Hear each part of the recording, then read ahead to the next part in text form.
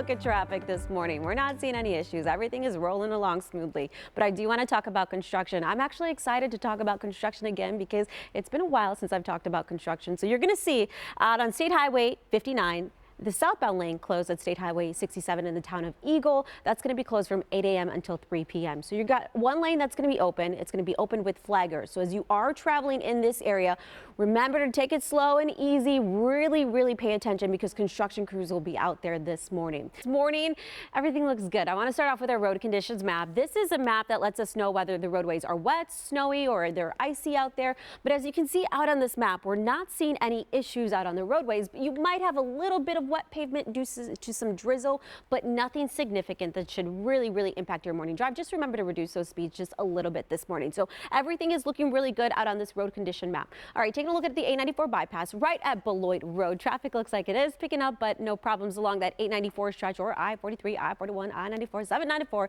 No issues really across the interstate system. Here's 894 Greenfield Avenue. Traffic looks like it's really picking up along this stretch of the roadway, but once again, no problems out there. Maybe drivers are just hitting the brakes a little bit, but no significant issues out there on the 894 bypass. All right, let's switch on over to some drive times. If you're traveling from Capitol Drive to a Milwaukee man faces 6 felony charges for the shooting that hurt 5 people last week outside of Rufus King High School.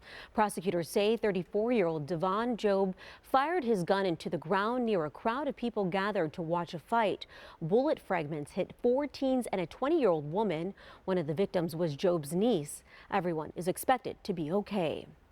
Members of the public are asking the Milwaukee Public School Board to do more about the disproportionately high level of black students being suspended. The data was discussed in a board committee meeting last night. It shows of the 1,182 students who were suspended in January of this year, 81% were black, followed by 13% Hispanic and 3% white.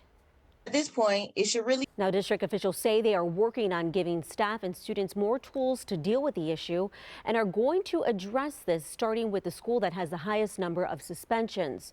They will also work with community organizations to provide mentoring and conflict resolution. On to coronavirus coverage now. Milwaukee's latest vaccine incentive program is now over. The city health department announced it handed out all 1,000 of its $100 gift cards for people getting their first COVID vaccination shot. The program launched 5 days ago. However, if you are still in need of a vaccine shot, we have a list of locations on our website at tmj4.com. Health leaders in Milwaukee County are optimistic about the most recent coronavirus numbers. Everything is pointing in the right direction, but Dr. Ben Weston says now is not the time to let our guard down.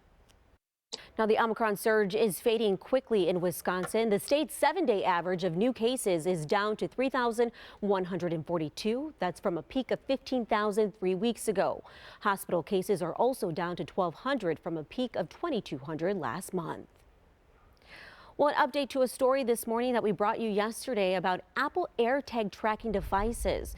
The Franklin Police Department put out an alert that someone found an AirTag tracking device duct taped inside the bumper of her car.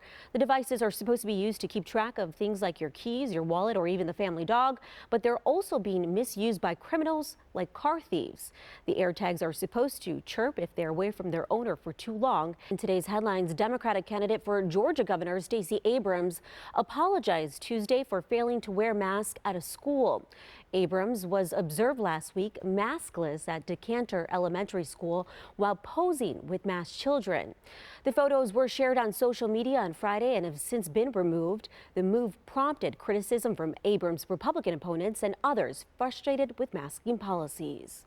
Well, a new study shows masks used to protect us in the pandemic are now turning up as garbage and endangering wildlife. The study published in the journal Nature Sustainability showed mask litter that essentially didn't exist before the pandemic now make up about 1% of all litter, which is an 80-fold increase. Now imagine a COVID test that takes just 4 minutes to get results. A study published in the journal Nature Biomedical Engineering says Chinese scientists have developed a test that uses a different process to detect COVID, and it's as accurate as a PCR test. Researchers took samples from 33 people in Shanghai who had coronavirus and 54 who did not. All were given their tests along with a PCR test, and both results came back the same for each participant. Now today we're expecting some word on an upcoming concert at American Family Field. Country singer Eric Church sent out a tweet yesterday with a silhouette of the stadium and the word tomorrow. The Brewers also sent out a tweet with Church's signature sunglasses and the same message. The singer is currently on tour. He has 2 shows in Green Bay next month.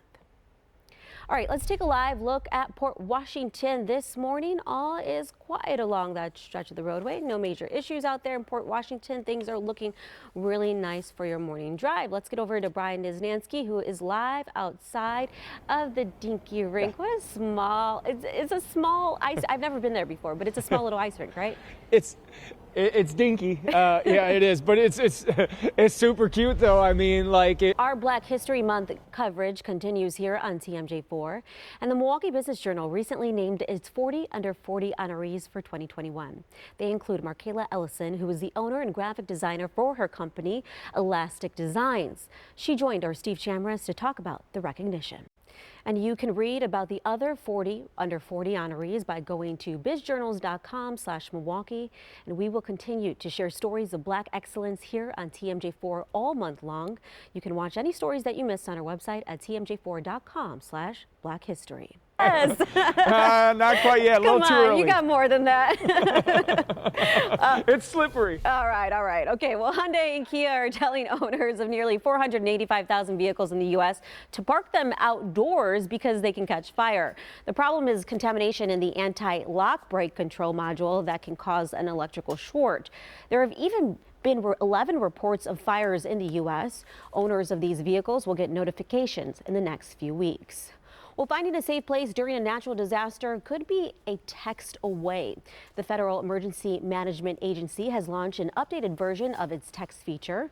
Users just text the word shelter and their zip code to 43362.